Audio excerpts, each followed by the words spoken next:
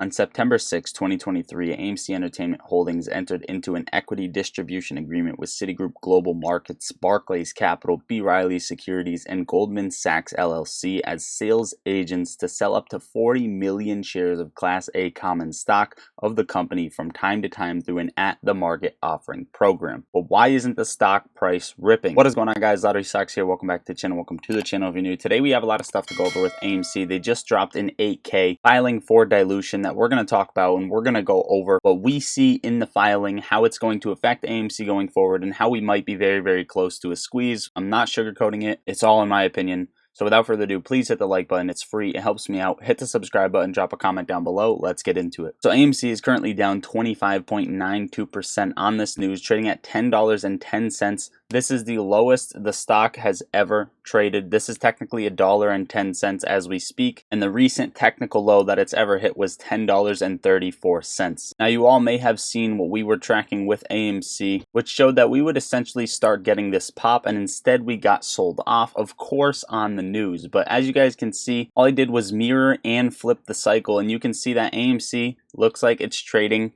an inverse cycle right now. Either way, what that tells me is we have a big move on the horizon, whether that be to the downside or the upside. What I'm predicting here is volatility. I'm not predicting price action, but I can say a couple of things. First of all, before we get into what the prospectus said, how it's going to affect AMC, and how we are going to squeeze from dilution, the volume increase on the sell-off isn't looking good for AMC, but we do have multiple gap fills, one up to about $12.90, one up to about $19.50, and then a third one all the way up to about $43.25, $43.20 in those zones. Another thing to note is the fact that we have volume is a very solid thing to see for AMC. All right, now, why isn't AMC squeezing off of the dilution news? Like we said, AMC says it has already completed share offering, raising $587 million, and then you saw the stock price rip. January 27, 2021, June 3rd, 2021. This is when they completed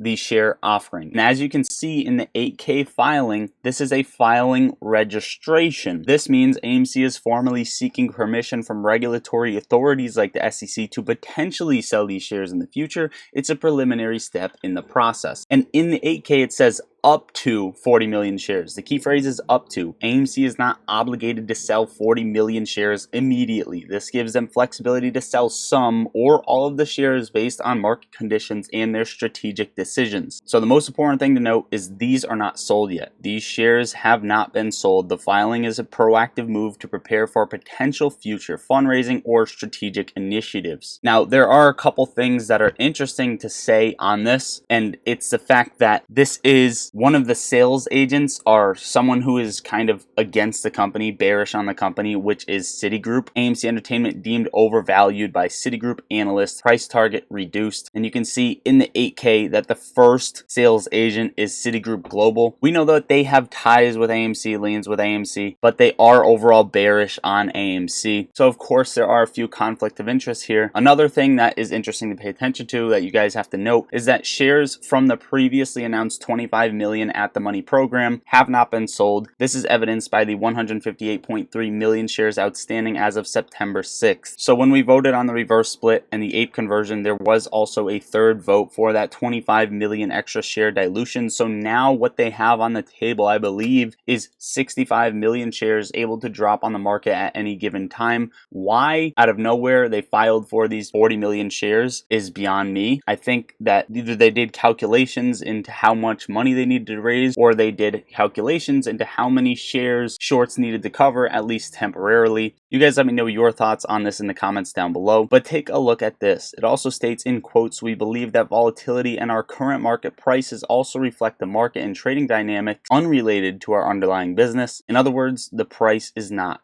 real. Speaking of the price not being real, $120.90 is apparently the 52-week high for AMC. Moving on, the elephant in the room, the threshold securities list. After being on it for 50 consecutive days, AMC has been taken off the threshold securities list. What does this mean? This is a devastating thing in my opinion. Of course, I wasn't going to hold it to it as the main catalyst, but where does it go? Where was the price action to cover these FTDs? Where did they locate these shares? It just does not make any sense. So after violating the 13-day one, after violating the 37-day one, or 35 or somewhat like that, AMC got taken off. No penalties for the ones who did fail to deliver, no forced covering, none of that stuff. Moving on, touching on some Ortex numbers, 9.56% short interest, utilization at 51% for AMC, cost bar average sitting at 6.98%, and a max at 7.26 for Ortex. And before we get into GameStop, which is announcing earnings tonight, the S&P 500, and some additional information, guys, join the Discord. The link is right under the video. I post my trades as soon as I take them. I made a separate channel in there for that. The trades we took yesterday, GameStop is slightly down. However, we made over 400 and 500% on SPY puts. So if you're not in the Discord, what are you doing? That then would have paid Discord basically for life if you took that trade. Also, we have options trading alerts in there. We post gains, post losses, talk stocks all day long, and everyone has the best vibes. So pop in Discord. Also, get up to 16 free stocks. Each of these stocks can be valued up to $2,000, plus a guaranteed Tesla or Google stock, depending on how much you deposit. Use my link, download Moomoo, sign up and make a deposit. It takes 2 minutes out of your day, and it's a free platform that gives you the best notifications, especially on earnings, free access to level 2 order book data, trading options, going long, going short, and more. Let's get back to the video. GameStop playing out to a T with what we expected, trailing down slightly sideways. It came down to this trend line. You can see it wicked and bounced off of this trend line, which is a good thing to see. I wouldn't even be mad by the end of the day if it closed at this trend line right around $18.55 before getting that next leg up. Of course, the resistance at $19.40, and then essentially we're watching this trend line around $21.32, and then a little bit higher at $22.32.